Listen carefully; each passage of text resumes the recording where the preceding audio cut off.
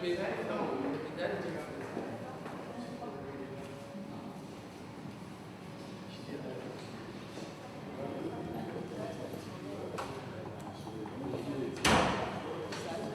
bonjour. Oui, vous êtes.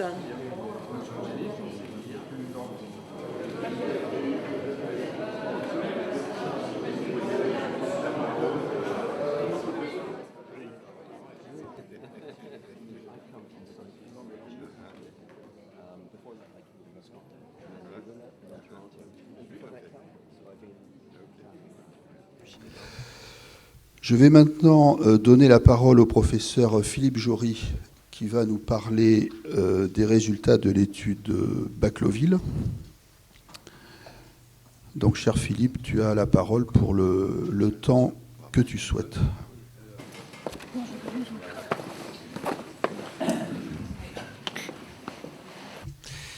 Bonjour.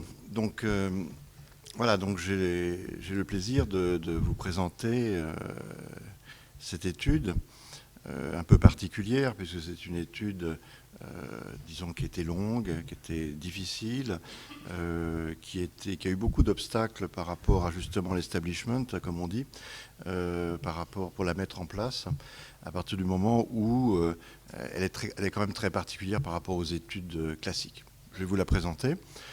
Voilà, donc là, vous avez la liste de la plupart de mon équipe, des médecins qui ont participé à cette étude. Et puis, voilà, donc, voilà. Donc Bacloville est une étude multicentrique, donc nationale, avec 60 centres. Elle est pragmatique. On va y revenir très souvent dans mon exposé sur ce que j'entends par pragmatique. Elle est thérapeutique, puisque c'est un médicament. Elle est randomisée. Le traitement était tiré au sort. En double aveugle. Alors, je dois dire que dans cet amphi, où j'ai l'habitude de faire des cours, étant professeur dans cette fac, je suis content d'accueillir des patients, parce qu'il y a des patients, je reconnais des patients ici. Il y a des médecins, il y a des juristes. Et donc, je vais essayer, évidemment, c'est difficile de présenter une étude comme celle-là en parlant un langage qui ne soit pas trop ésotérique. Donc, je vais essayer d'être plus clair. Alors, double aveugle, pour les patients, double aveugle, ça veut dire que le médecin ne sait pas ce qu'il prescrit et le patient ne sait pas ce qu'il prend. Voilà. Donc, double aveugle. En soins primaires, alors mes confrères, mes collègues généralistes, maintenant ils disent « Oh, dans soins primaires, ça fait un peu primaire, on va dire soins premiers ». Alors je veux bien, mais bon, en tout cas, nous on appelle ça primary care pour les anglo-saxons, c'est-à-dire en ambulatoire, c'est-à-dire chez le médecin généraliste. Donc, évaluant l'efficacité et la sécurité du baclofène au dosage versus un placebo pendant 1 an. L'EMA, l'Agence médicale du médicament, conseille, n'oblige pas, mais conseille que les études sur les produits pour l'alcool puissent être pris, les études puissent être, en tout cas, durent 1 an. Il y en a très peu. Il y en a très peu, en général c'est 3 mois, c'est plutôt 6 mois maintenant. 1 an, c'est très long de suivre des patients. Nous avions un promoteur institutionnel qui est l'assistance publique des hôpitaux de Paris et un donateur privé. Bacloville a été conçu comme une étude pragmatique pour la réduction des risques, et comme me dit mon collègue M. Sicard, donc nous sommes dans la réduction des risques. On parle aussi de la limitation des dégâts. Quand il n'y a pas encore de... Alors, limitation des risques, c'est quand il n'y a pas de dégâts. Limitation des dégâts, c'est quand il y a déjà des dégâts. Et malheureusement, il y en a très, très rapidement. Donc, ce n'est pas du tout une étude qui a été conçue, qui a été écrite pour l'abstinence. C'est le premier paradigme qui disparaît pour nous. L'étude a commencé... Alors, j'ai écrit le premier protocole en juin 2010 dans cette fac. Mais bon, donc ça a été très long. L'étude a commencé en juin 2012. Donc, le premier patient inclus dans l'étude. Le dernier patient a été inclus en juin 2013. Et ce patient a terminé l'étude en août 2014. Alors, vous allez me dire, ça ne fait pas 1 an. Mais certains patients étaient suivis pendant 14 mois. La base des données a été fermée en octobre 2015 et la levée d'aveugles a été faite pour l'ensemble de la cohorte, pour le lever du bras A et B en août 2016. Donc vous voyez, c'est très récent. Et donc, on est encore en train de travailler dessus. Là, j'ai le rapport, le dernier rapport qui date du 15 septembre. On est à la page 37. au niveau de l'étude. On a encore travaillé, toute mon équipe a travaillé hier sur les résultats. Il y a presque 1 million de données et chaque patient a à peu près 2700 données. Donc ici, je vous présente les premiers résultats, c'est-à-dire quelques caractéristiques des patients inclus, le diagramme de flux que, entre nous, nous appelons le flowchart, et le critère de jugement principal, ce qui est le principal. Donc les critères de jugement secondaire, la sécurité et la tolérance ne sont pas disponibles, nous travaillons dessus actuellement. Et ils seront présentés à la NSM, à l'Agence du médicament, ce qui me semble normal, en priorité. Les objectifs de cette étude, l'objectif principal, donc, c'était, je vous rappelle, ce n'était pas du tout l'abstinence, même si elle en fait partie. L'objectif principal de cette étude est de montrer l'efficacité du baclofène le 12e mois, comparé au placebo, sur la proportion des patients avec une consommation d'alcool à faible niveau de risque ou nulle. Alors, consommation nulle, c'est ce qu'on appelait dans le temps l'abstinence, on l'appelle toujours l'abstinence, mais ça fait partie de la consommation, pour moi, d'alcool à faible niveau de risque, selon les recommandations de l'OMS. On n'a pas pris n'importe quelle chose, n'importe quel chiffre. Donc, c'était les déclarations écrites du patient qui avait un carnet de suivi. Chaque patient avait un carnet de suivi qui changeait tous les mois, qui devait remplir tous les jours. Je pense que là, il y a beaucoup d'alcoologues et d'addictologues. Je pense que vous imaginez ce que c'est que de remplir pour un patient qui a des problèmes d'alcool un carnet tous les jours, parce qu'on ne leur demandait pas simplement de dire ce qu'ils buvaient. On leur demandait aussi de dire tout ce qui se passait dans sa vie. S'il déménageait, s'il divorçait, s'il avait un rhume. Donc tout a été noté théoriquement. Évidemment, il y a des données manquantes, il y en a un certain nombre, ce qui est normal. Et voilà, donc c'est ces carnets-là qu'on a récupérés, et ce sont les déclarations écrites du patient.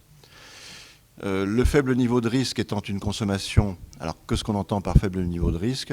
C'est 20 grammes maximum par jour pour une femme et 40 grammes pour un homme, selon les recommandations de l'OMS. Alors, 20 grammes, donc 10 grammes, c'est un ballon de rouge. Hein, je le dis pour ceux qui ne sont pas des spécialistes.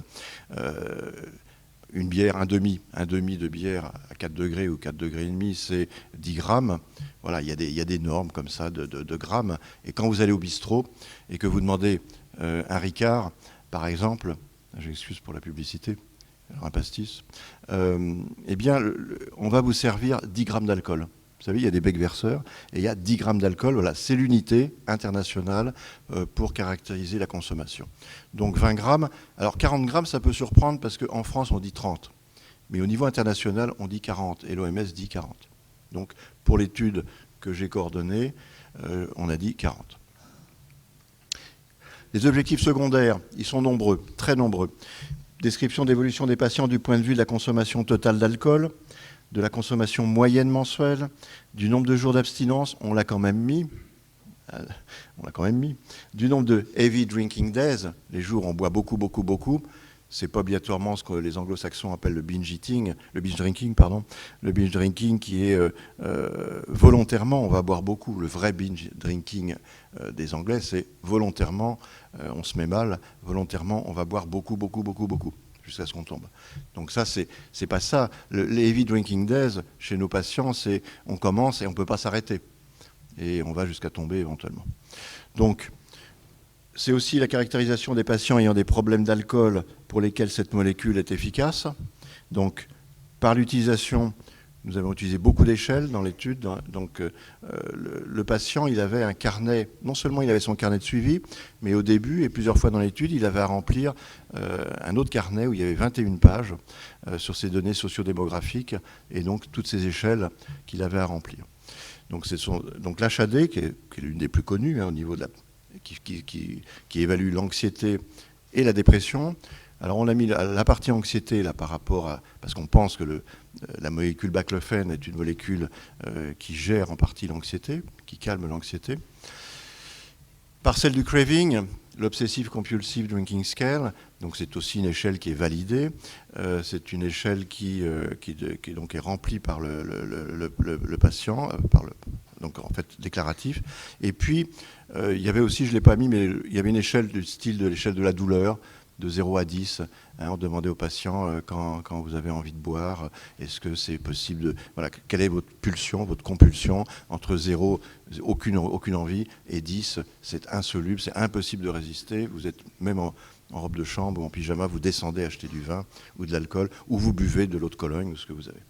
Voilà, donc c'est des échelles de craving, parce qu'on pense avec raison, que le baclofen est une molécule qui diminue, voire supprime le craving. Par l'utilisation du DSM-4, parce qu'au moment de l'écriture de ce protocole, la dépendance était décrite dans le DSM-4. Maintenant, il y a un DSM-5 qui est quand même assez différent, surtout au niveau de l'addiction. En gros, si vous voulez, le DSM-4, c'est catégoriel. Hein. À 9, vous n'êtes pas déprimé, et à 10, vous êtes déprimé. Le DSM-5, c'est plutôt dans le dimensionnel, c'est-à-dire que tout le monde est déprimé, mais il y en a qui sont plus que d'autres.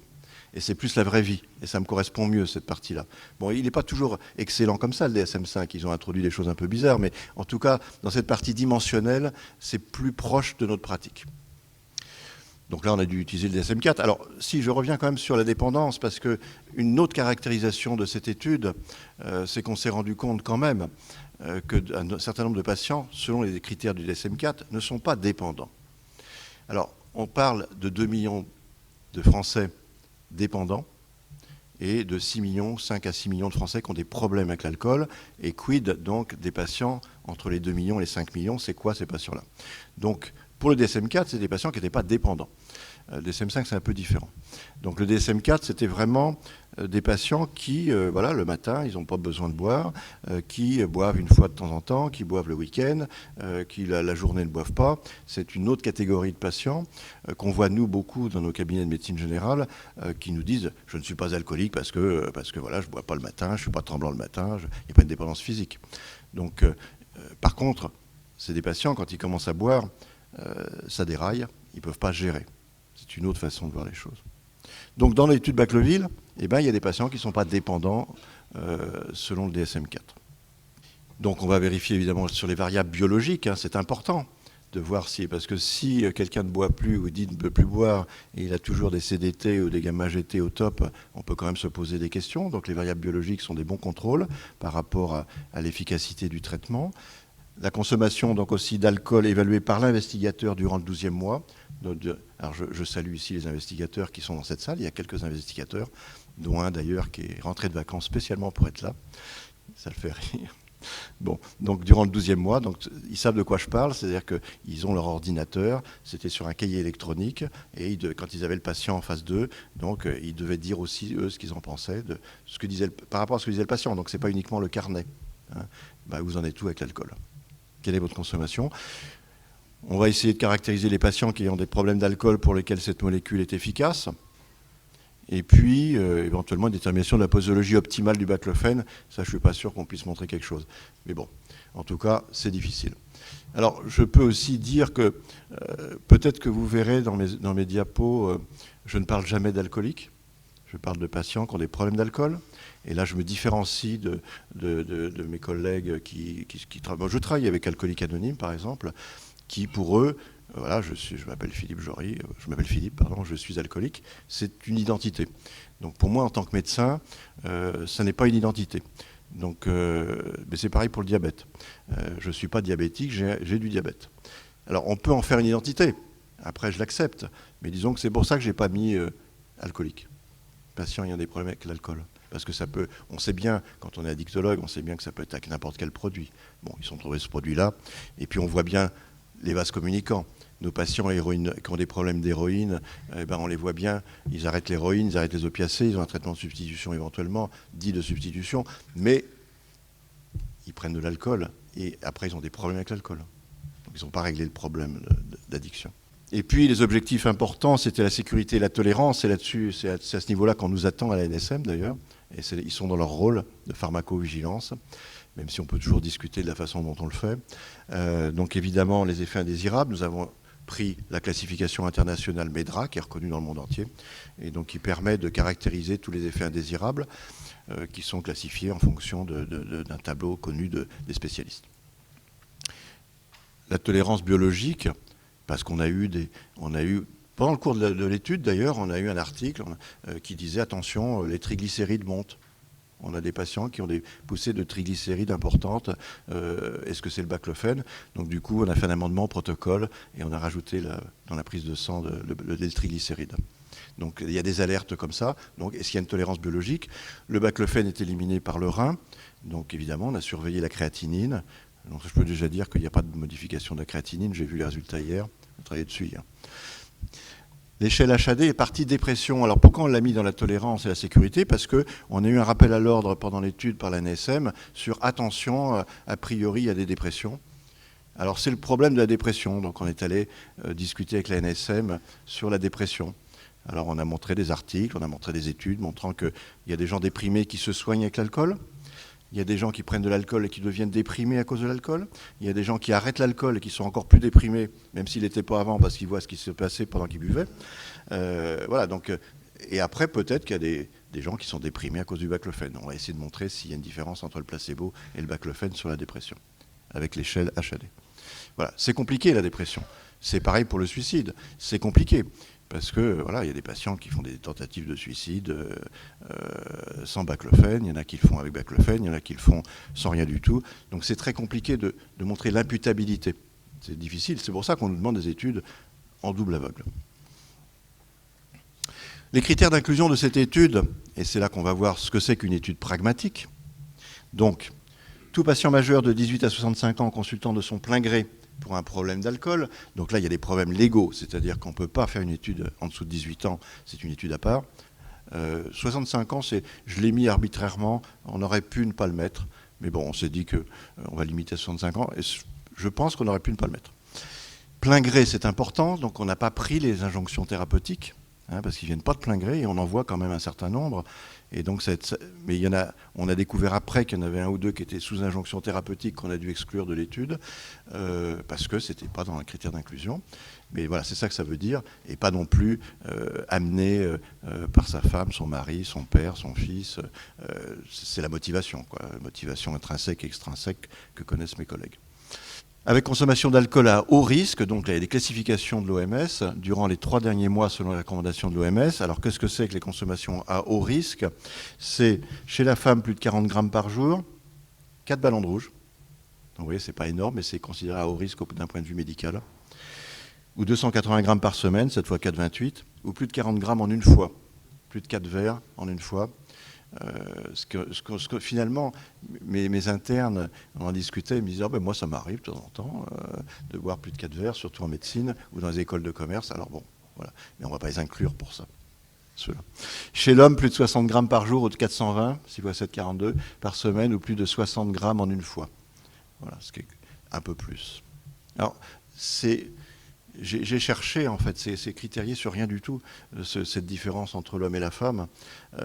J'ai présenté Bacleville à l'Académie nationale de médecine, à une section où il y avait, je crois que c'était le professeur Dubois, qui m'a, à l'époque je mettais la recommandation de l'OMS, il m'a dit il n'y a aucune recommandation de l'OMS, il n'y a aucune norme de l'OMS, on a mis des chiffres parce qu'il faut mettre des chiffres. Voilà, donc ça ne correspond à pas grand-chose. C'est un peu comme on dit, chez la femme enceinte, c'est 0. C'est probablement 0, mais il n'y a aucune étude qui montre qu'avec un verre, il y a une différence. Mais bon, il faut des chiffres. Et exprimant le désir d'être abstinent ou d'avoir une consommation à faible niveau de risque.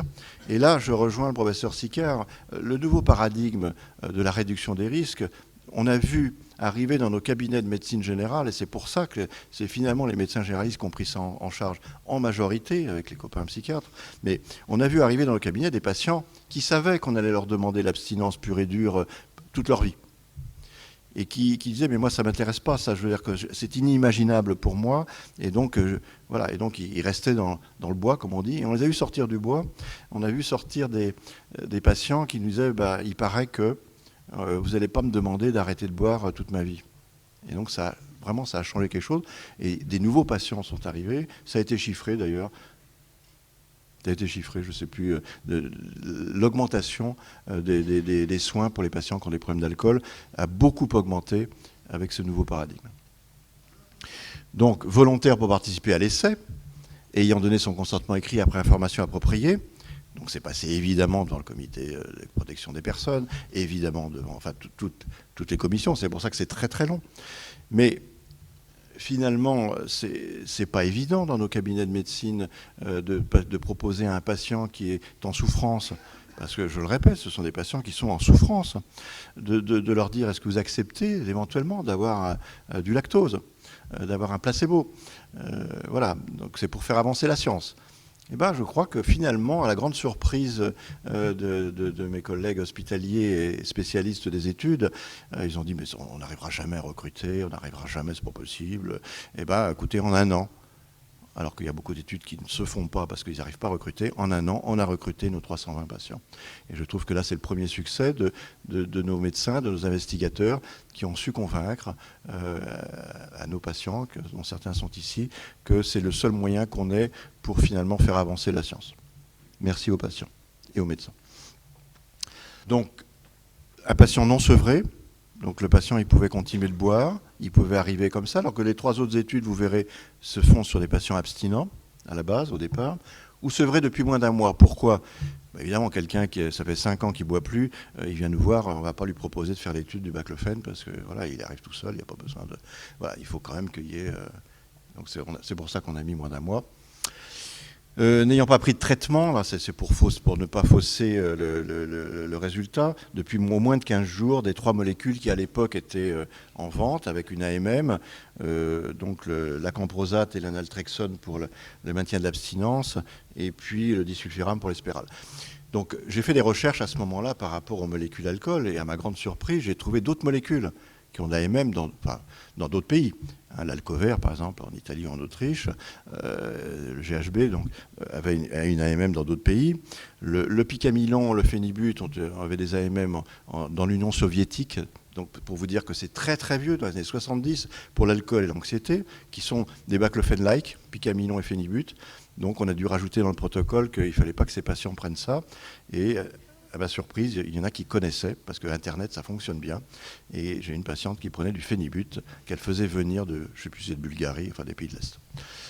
Voilà, donc, patient informé par rapport, et ça on a beaucoup insisté, à la conduite de véhicules, motorisés ou non, à l'utilisation de machines, y compris lors d'usage domestique ou des loisirs. On a eu beaucoup de pression de l'Agence du médicament, de la NSM, pour mettre que le patient ne devait ni conduire, ni tondre son gazon, ni couper son roast beef, parce que c'était dangereux, donc il fallait le mettre dans le protocole, c'était interdit. Donc d'un point de vue pragmatique, ça n'est pas possible. Mes investigateurs qui participaient au comité de pilotage de fabrication de cette étude, ils étaient toujours invités. Ils ont dit ça, les patients, on ne peut pas leur dire de ne pas conduire, on peut pas, parce que c'est les patients qui travaillent. Il y en a qui travaillent, puis il y en a qui tondent leur gazon. C'est inimaginable de leur dire, parce que bon, et quand ils prennent du diazépam, quand ils prennent de l'alcool, bon, ils conduisent, et puis ils tondent leur gazon, et ils coupent leur roast beef. Donc voilà. Donc on a obtenu de ne pas mettre comme obligation et de dire qu'il pouvait, voilà, il fallait qu'il soit informé à l'exécution des tâches nécessitant attention et précision. Donc ça c'est peut-être pour les menuisiers, pour les, on va dire ceux qui ont des travaux avec des ustensiles dangereux. Alors j'ai mis tout en haut là. Donc j'ai offert à tous mes investigateurs un petit tampon. Et je leur ai dit, alors la NSM, ça s'est très bien passé, donc voilà, vous mettrez sur chaque ordonnance ce petit tampon, somnolence possible, attention en cas de conduite. Ça, c'est lié aussi à la législation française, qui maintenant s'est inversée. Je pense que vous savez que c'est au médecin de faire la preuve qu'il a prévenu le patient. Et c'est plus au patient de faire la preuve qu'il a été prévenu par le médecin. Donc c'est vraiment le médecin qui doit dire, j'ai fait la preuve. Et donc avec un tampon comme ça, bon après le patient, il peut...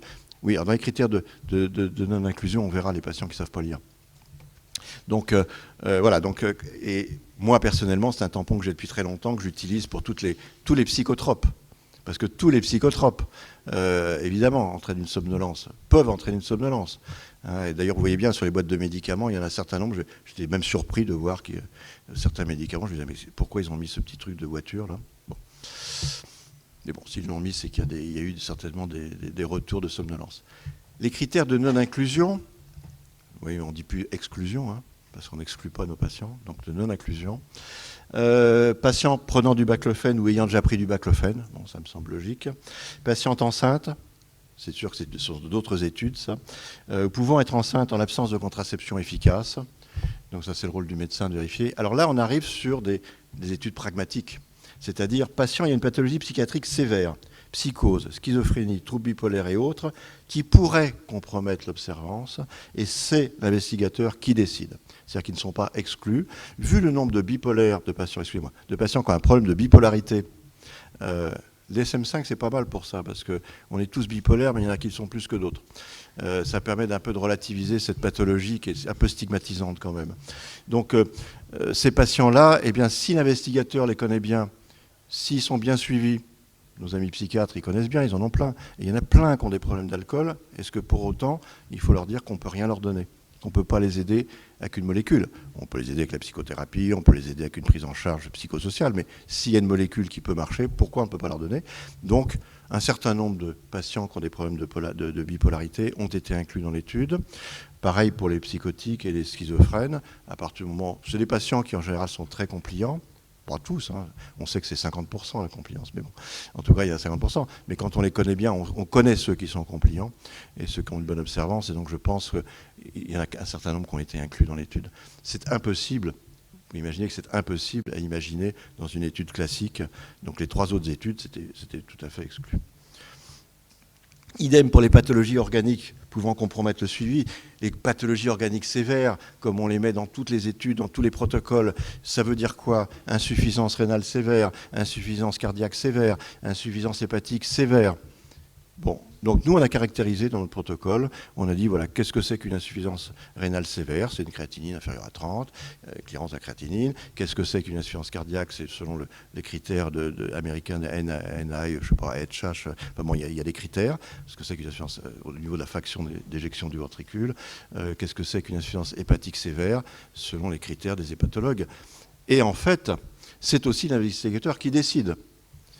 Sachant que plusieurs études ont montré que dans la cirrhose, insuffisance hépatique sévère, le baclofène a une efficacité et en plus, disons, améliore l'état hépatique.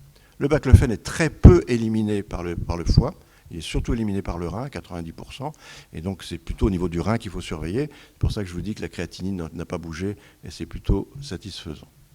Voilà, donc ça me semble important, c'est ça une étude pragmatique, c'est l'investigateur qui décide.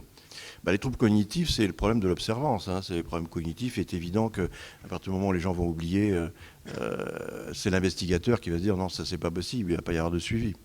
Hein. Donc ça c'est plutôt par rapport, ça va être les lignes après. Voilà, donc en tout cas c'est toujours l'investigateur qui décide, et quand il y avait un doute, il savait qu'il pouvait me joindre, puisque je faisais la hotline, ils avaient tous mon portable, je faisais la hotline, et j'en ai eu quelques-uns qui m'ont appelé en disant voilà j'ai un patient là, qu'est-ce que tu en penses, est-ce que tu crois que je peux l'inclure? Il est d'accord, mais voilà il a ci, il a ça, donc voilà on pouvait en discuter entre cliniciens. Patient SDF, c'est la loi. On ne peut pas inclure dans une étude quelqu'un qui n'a pas de domicile fixe. Il y en a un dans l'étude en fait, parce qu'ils ont tous des adresses postales. Et moi, j'en soigne un certain nombre de SDF. Je peux vous dire que ceux-là, ils viennent à l'heure. Et quand ils ne viennent pas au rendez-vous, c'est qu'ils sont à l'hôpital ou qu'ils ont, malheureusement, qu'ils sont décédés. Donc, c'est des patients qui sont assez compliants, finalement. Moi, en tout cas, mes patients SDF, je trouve qu'ils sont très compliants.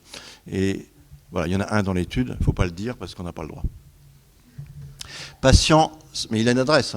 Il a une adresse postale. Alors, patients sans couverture sociale, c'est pareil. C'est une étude pragmatique, c'est-à-dire que les patients vont chez leur médecin, ils payent leur consultation, on leur demande des examens, ils payent les examens. Donc, il faut qu'ils aient une couverture sociale, à minima. Un certain nombre sont à la CMU, hein, parmi les patients dans Bacloville.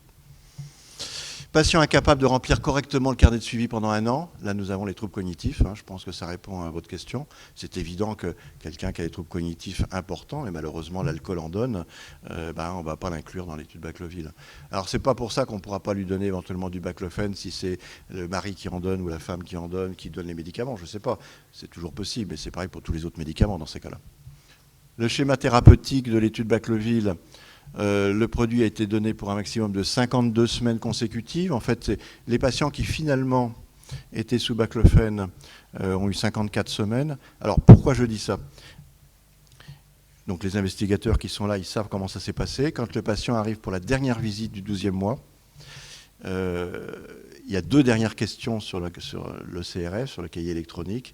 Première question, première des 2 dernières, on demande au patient monsieur, madame, d'après vous, est-ce que vous étiez sous baclofène ou placebo? Alors, baclofène, alors on clique baclofène. Et puis le médecin devait répondre à la question, est-ce que d'après moi, médecin, le patient était sous baclofène ou placebo?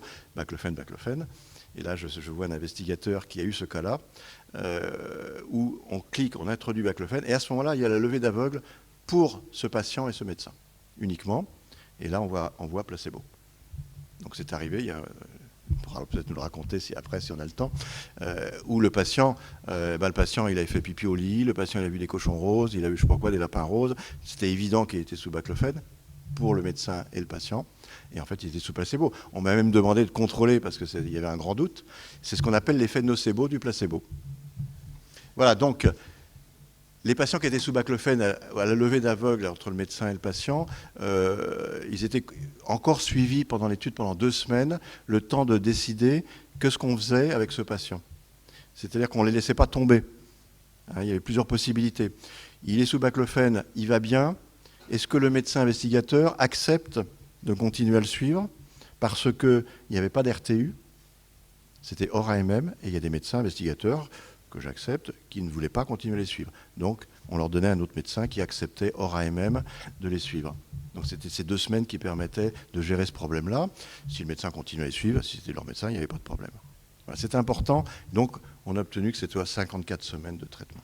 Les 3 premiers jours, les patients recevaient le produit à la dose de 5 mg 3 fois par jour. Cela pouvait être 4 voire 5 prises. Dans le carnet de suivi qu'on avait élaboré, qu'avait le patient, il y avait la place pour 5 prises. Donc, c'était une possibilité. Donc c'était assez large comme façon de prendre. La dose maximum autorisée était de 300 mg par jour. On n'a pas exclu les 2 ou 3 patients qui ont dépassé. Ils ont dépassé d'eux-mêmes. On a respecté la volonté du patient. Quand le patient arrive devant le médecin, l'investigateur, et dit écoutez, vous savez, en fait, j'ai pris 320, je me sens mieux, ou ça ne marche toujours pas, et que l'investigateur m'appelle en disant qu'est-ce que je fais, je dois l'exclure. On a décidé de ne pas l'exclure et de discuter, de le ramener à 300 ou de voir comment on pouvait gérer ça. Donc on ne les a pas exclus, enfin il y en a eu 2 je crois, mais c'est le patient qui a dépassé, ce n'est pas l'investigateur qui a dit prenez 320. Voilà, ça arrive et c'est comme ça qu'on gère, qu'on négocie avec le patient, et ça me semble ce que disait M. Sicard, donc les nouveaux paradigmes du patient et du médecin.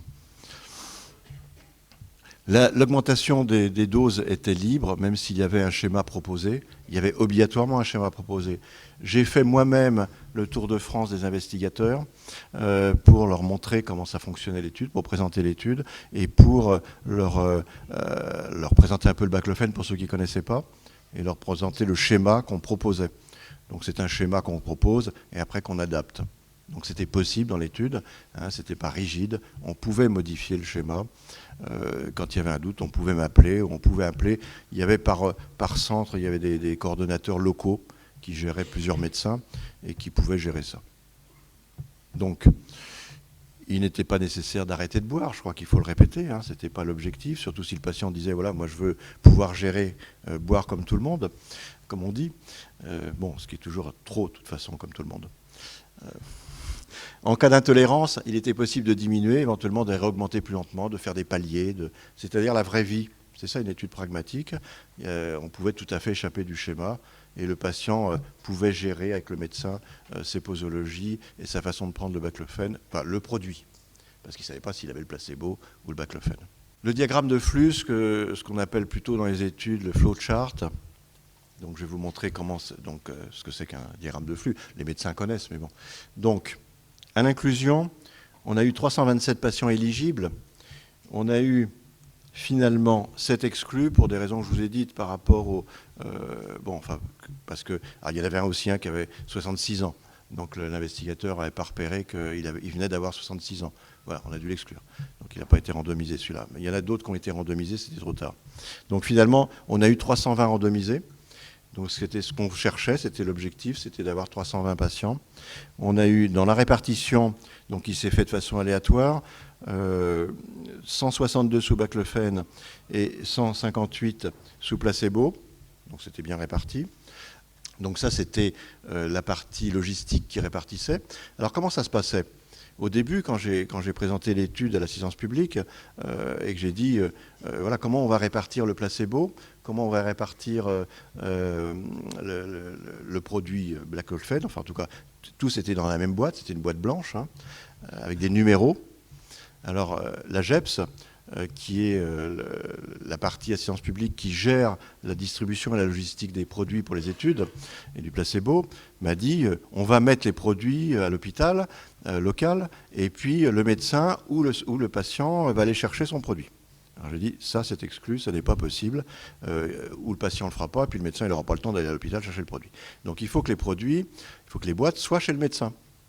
Alors ça a beaucoup surpris la GEPS que des produits puissent être chez le médecin. J'en ai mis, vous savez, ils peuvent aussi avoir des produits, ils ont peut-être des endroits aussi où ils peuvent mettre des boîtes chez le médecin généraliste. Ils ont dans leur cabinet peut-être un peu de place pour mettre quelques boîtes quand même. Il ne faut pas exagérer, c'est possible. Alors ça les a beaucoup intrigués, ça les a beaucoup angoissés.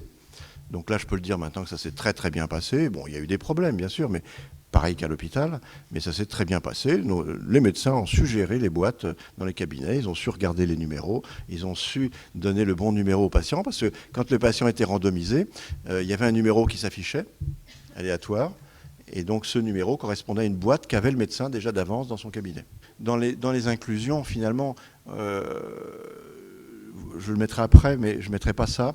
Un certain nombre de patients étaient sous neuroleptiques, un certain nombre de patients étaient sous antidépresseurs, et vous verrez les autres médicaments qu'ils prenaient. Donc on a eu 49 arrêts de l'étude, dont 7 décès. Donc ça a beaucoup angoissé le comité scientifique indépendant, ce qui est normal, mais bon, c'est des patients on a pris des patients qui en général étaient très malades. 5 dus à l'alcool, ça veut dire quoi? Ça veut dire que c'est des patients qui sont morts d'alcoolémie très élevée. Alors, ça peut être le mélange avec d'autres médicaments, ça peut être le mélange avec le baclofène. Et 23 perdus de vue. Tous les perdus de vue ont été retrouvés, sauf un. Ont été retrouvés, c'est-à-dire que la seule chose qu'on demandait, est-ce qu'ils sont vivants ou morts? Et le dernier, on va le retrouver, puisque c'est un Polonais. On va le retrouver, on a dû demander une autorisation très particulière qui a pris 6 mois ou 9 mois à je ne sais plus quelle commission pour avoir le droit de faire cette recherche. Ça va nous coûter 120 € de faire la recherche, mais on aura cette recherche en Pologne à l'ambassade. L'ambassade nous avait dit non, on ne peut rien dire. Il faut que vous ayez l'autorisation de je ne sais pas quelle commission. Donc on a mis, je crois que c'était 9 mois pour avoir l'autorisation. Donc on aura, je pense, tous les perdus de vue, on saura s'ils sont vivants ou pas. C'est déjà important. On a eu 113 suivis pendant le 12e mois, qu'on a vu le 12e mois, et 105 dans le bras placebo. Donc c'est là-dessus qu'on va travailler pour vous donner les résultats. Quelques caractéristiques des patients. Moyenne d'âge 48 ans. Et alors le hasard fait que la moyenne est de 48 ans dans les deux bras, c'est-à-dire baclofène et placebo. 48 ans, c'est à peu près la moyenne, j'ai vu dans les autres études sur l'alcool. Donc c'est une étude finalement qui correspond bien aux autres études aussi par rapport à ça. 70% d'hommes. Alors est-ce qu'ils boivent plus ou est-ce qu'ils sont plus compliants pour faire des études de genre? C'est assez difficile, mais quand on voit les autres études, finalement c'est toujours à peu près ces chiffres-là pour les hommes. Dans le bras baclofène, il y avait 71% d'hommes et dans le bras placebo, 69%. Donc le bras était équilibré. La moyenne journalière de consommation d'alcool, c'est là qu'on a pris les hauts risques. Donc vous allez voir, ce sont des moyennes, ce ne sont pas des petits buveurs. C'est 12 unités,8, c'est-à-dire 128 grammes d'unité d'alcool, ce qui veut dire à peu près 13 ballons de rouge, ce qui fait à peu près 2 bouteilles de rouge ou de blanc, ce qui fait une bonne consommation. Dans le bras baclofène, et exactement, vraiment c'est pareil dans l'autre bras. C'est tellement très très bien distribué au niveau de la répartition, de la randomisation. 27 patients qui fumaient leur joint tous les soirs ou même dans la journée. Il est évident que ces patients étaient exclus de toutes nos études. Vous imaginez bien qu'un fumeur de joint, on ne va pas le prendre dans une étude classique. Voilà, donc on avait 27 sur le nombre. On avait cocaïne, on n'y avait que 4 qui prenaient régulièrement leur coke. Et puis on était surpris qu'il y en avait encore 2 qui étaient sous héroïne, qui prenaient de l'héroïne. Alors c'était les mêmes en fait qui prenaient... il y a 2 cocaïnomanes qui prenaient, alors, les addictologues qui sont ici connaissent, quand on prend de l'héroïne pour descendre, non, quand on prend de la cocaïne, pardon, pour descendre, on prend de l'héroïne, ça marche bien. C'était d'ailleurs dans le temps, ça s'appelait des speedballs en injectable, ça existe toujours, mais c'est plus rare. On avait 20 patients sous buprenorphine, dont 11 dans le bras baclofène et 9 dans le bras placebo, et un petit déséquilibre au niveau de la méthadone. 17 patients, 11 dans le bras baclofène et 6 dans le bras placebo. Voilà, donc c'est quand même... Je vous ai montré ça parce que ça me semble très important de montrer ce que c'est qu'une étude pragmatique où tous les patients peuvent être inclus. Et on a trouvé 23 patients qui avaient des addictions comportementales puisqu'il y avait la grille de Goodman qui était demandée et qui était faite.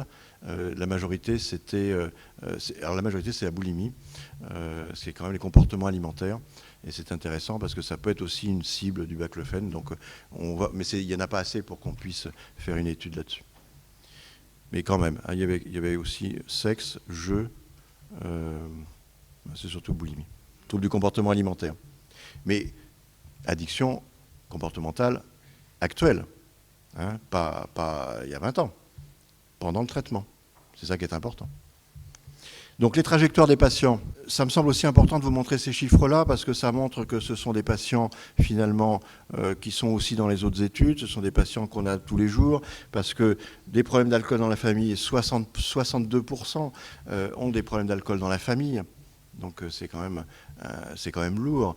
Et puis un tiers des patients ont eu un traumatisme dans l'enfance ou l'adolescence.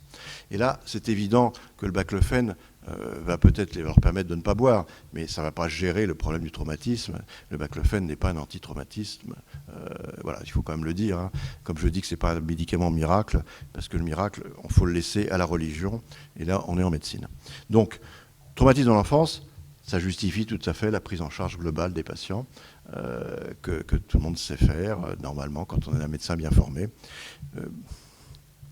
Trajectoire de l'usage d'alcool, c'est des chiffres intéressants aussi parce qu'ils correspondent aux autres études. Donc, l'âge de la première boisson, 16 ans. Alors, là, il y a peut-être eu un peu une incompréhension chez certains investigateurs. En fait, on demandait, et c'est ça qui est ressorti, pas du tout comme en Bretagne, ou je ne sais plus dans quelle partie de la France où on mettait du calva dans le biberon. On ne demandait pas le premier contact avec l'alcool, hein, avec les petits canards et tout ça, mais on demandait première boisson indépendant. Hein, c'est-à-dire que ce n'est pas le papa qui a donné à boire, c'est indépendant. Donc c'est 16 ans, ça me correspond. Donc voilà, la médiane de 14 à 18. Âge de la première ivresse, 17 ans. Âge de la consommation régulière, 25 ans. Âge de la perte de contrôle, 35 ans. Et on a rajouté un item qui me semble très intéressant pour nous, thérapeutes. C'est la prise de conscience que j'ai un problème avec l'alcool. Âge de la perte de contrôle et donc âge de la prise de conscience, 37 ans. Donc entre le moment de la perte de contrôle et la prise de conscience, on voit qu'il y a 2 ans qui se passent où on est encore dans le déni du problème. Mais la moyenne de nos patients, inclus dans Bacloville, ils ont mis 2 ans à prendre conscience qu'ils avaient un problème avec l'aide des médecins, avec l'aide de la famille, avec l'aide des associations, avec l'aide de ce que vous voulez. Enfin bref, il y a un décalage, il faut qu'on le sache. Hein, que la perte de contrôle n'entraîne pas une prise en charge immédiate et efficace de ces patients en souffrance à l'alcool. On arrive au résultat. L'analyse du critère de jugement principal, je répète que c'est la consommation moyenne journalière durant le 12e mois avec le succès défini comme la consommation à bas risque, voire l'abstinence, elle en fait partie. Hein. En dessous de 20 chez la femme et en dessous de 40, le 0 fait partie de cette catégorie, hein. C'est comme ça que je l'ai présenté. L'analyse est faite bien entendu en intention de traiter, intention to treat, comme toutes les analyses randomisées. C'est important aussi, parce qu'autrement, les suivis de cohorte, ce n'est pas une intention de traiter, hein, c'est un suivi de cohorte. Les patients recevant du baclofène en ouvert pendant l'étude sont considérés comme des échecs. Alors là, il faut que je donne aussi une petite explication.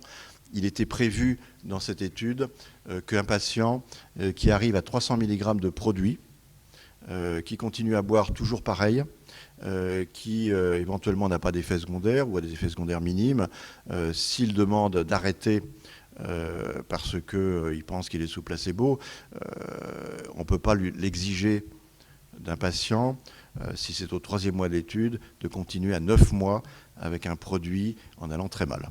Donc, justement, ça a rapport avec le comité de protection des personnes, on a accepté que ces patients puissent prendre du baclofène en ouvert. Et évidemment, c'est un échec. Alors, il y en a quelques-uns qui étaient sous baclofène et un grand nombre qui étaient sous placebo. Ce qui fausse un petit peu les résultats des critères secondaires, où on est obligé de les analyser, ce qui fait que dans le bras placebo, il y aura un certain nombre de patients qui en fait étaient sous baclofène. Donc il faut qu'on l'explique, ça. C'est pas simple. C'est pas simple. Voilà. Donc, les patients décédés pendant l'étude sont considérés comme des échecs si leur décès peut être attribué, donc imputable à l'alcool ou à l'étude, au produit qu'il prend. C'est normal. En cas d'information manquante au sujet de la consommation d'un patient, les données sont imputées. Donc actuellement, dans toutes les études, d'un point de vue mondial, il est acquis qu'on fait des imputations. Ce qui entraîne des contraintes supplémentaires, parce que les imputations sont faites dans les 2 bras, sans qu'on sache quel est le bras. Hein, donc le patient, on ne sait pas dans quel bras il est. Le patient, il manque des données, on impute. Donc on impute aussi bien le placebo que le baclofène. Donc il n'y a pas d'inégalité. On est d'accord. Donc ces imputations entraînent, parce que donc il y a des techniques, il y a très peu de statisticiens qui savent très bien faire ça. C'est très complexe.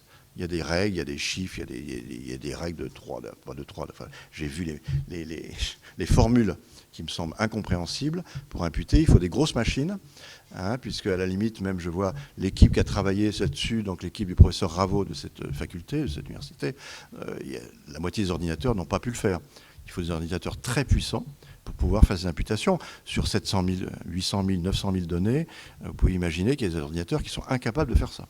Ce n'est même pas l'esprit humain, c'est l'ordinateur qui ne peut pas suivre. Donc c'est très compliqué.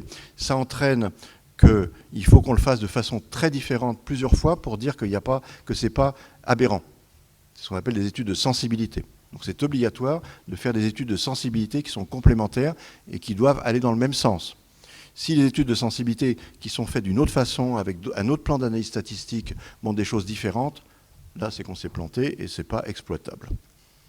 Donc les résultats du critère de jugement principal, donc avec ces imputations. Alors, c'est donc la comparaison du baclofen versus placebo prenant en compte la corrélation intracente avec un intervalle de confiance à 95%. Actuellement, je pense qu'on ne fait pas mieux au niveau des statistiques et au niveau de la précision et au niveau de l'efficacité. Je vous montre le tableau, donc avec imputation. Donc, le baclofen, bras baclofen, on a 56,8% de succès, 35,8% de placebo, une différence absolue de 20,9%. Ce qui donne un petit P de 0,003, ce qui est très significatif. Alors, on peut s'étonner, donc c'est un grand succès, on peut s'étonner de l'importance du rôle du placebo. Les études à 1 an sur l'alcool montrent 20% pour le placebo. Je crois qu'il y a 25% pour la camprosate, enfin bon, il y a très peu pour les autres molécules, mais il y a en général 20% pour le placebo.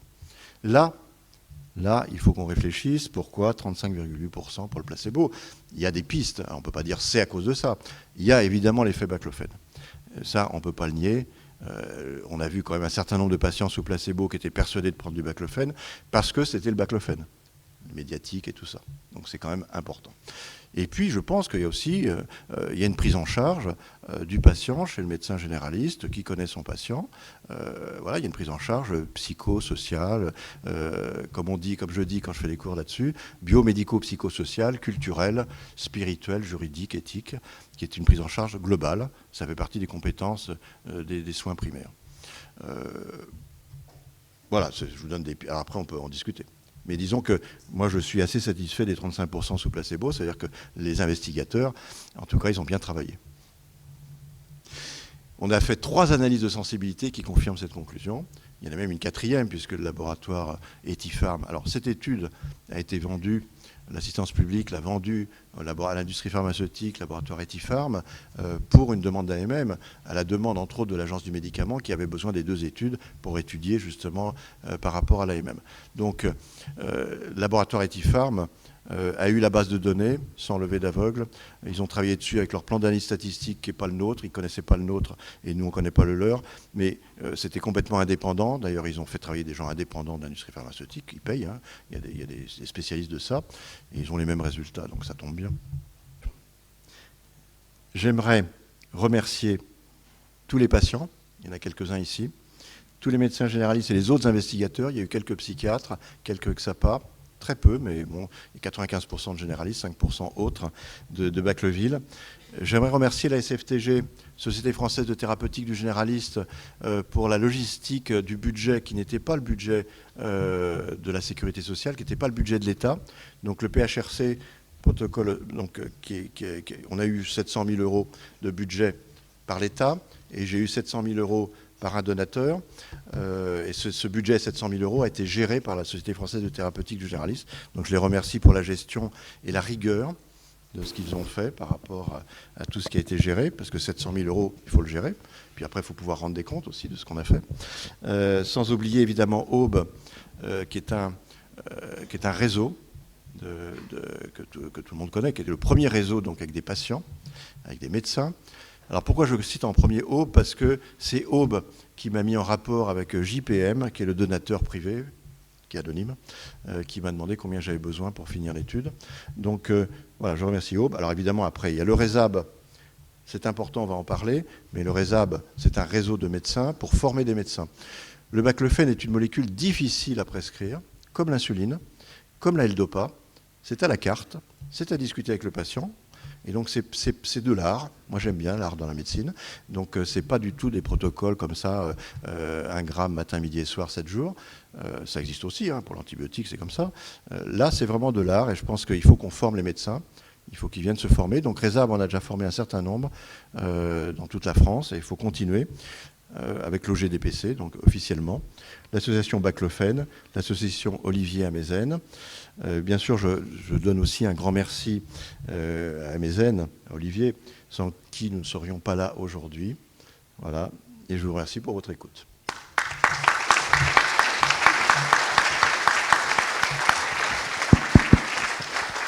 Bien. Merci beaucoup, Philippe, pour cette présentation. Et nous sommes évidemment tous très, très, très heureux de ces résultats sans appel, je dirais. Alors, le temps qu'on installe le diaporama suivant, on va peut-être discuter avec la salle. On a le temps pour deux, trois questions. Ensuite, Renaud de Borpère va présenter les 3 autres études en double aveugle contre placebo réalisées à ce jour avec des doses moyennes ou des doses fortes.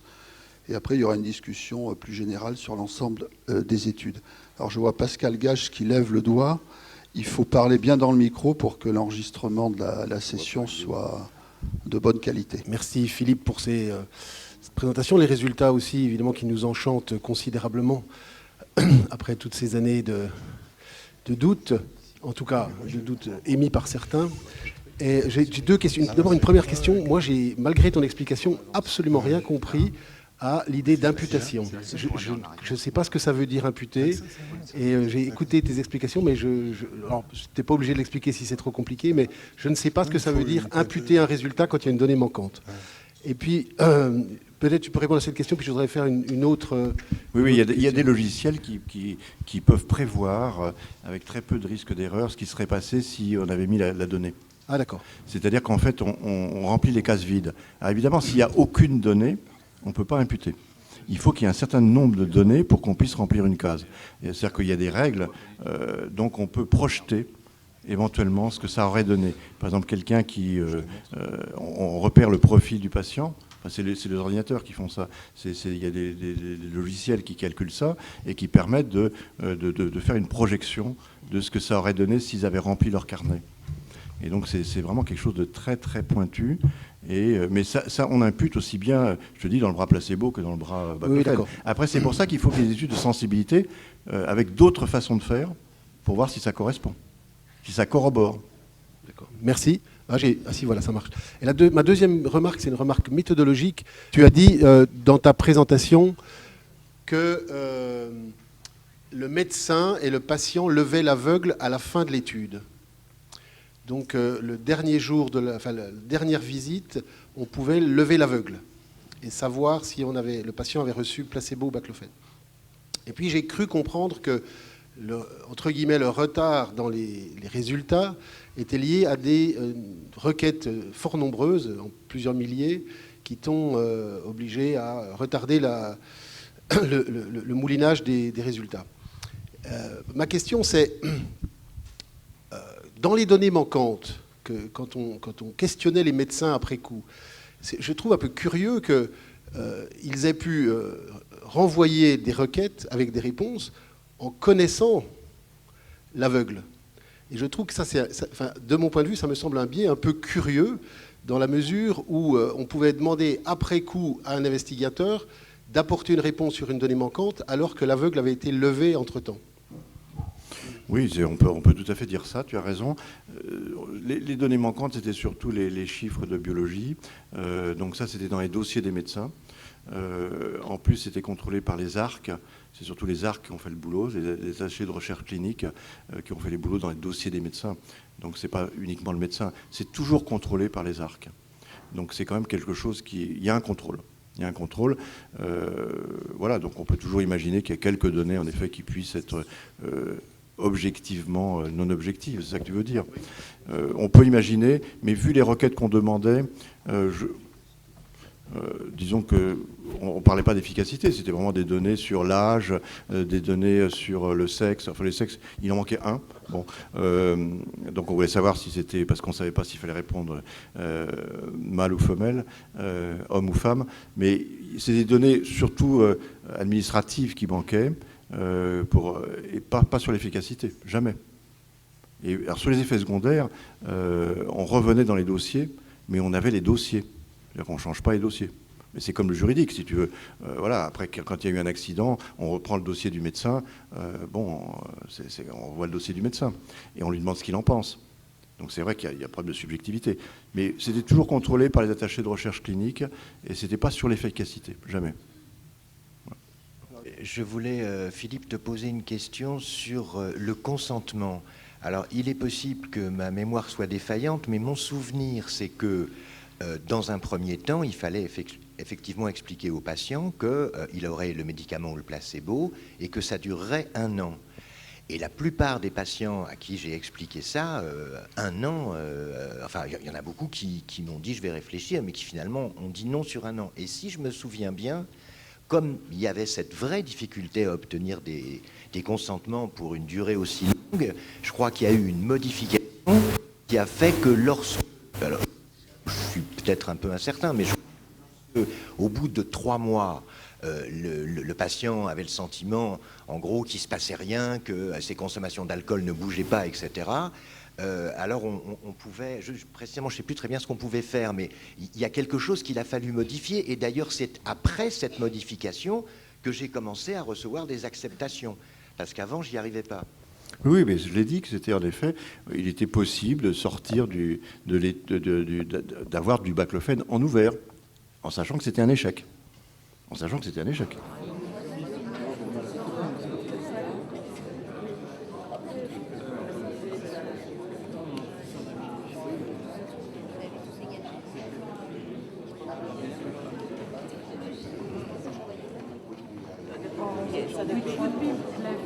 So the problem that I've got is that all those patients are on dopamine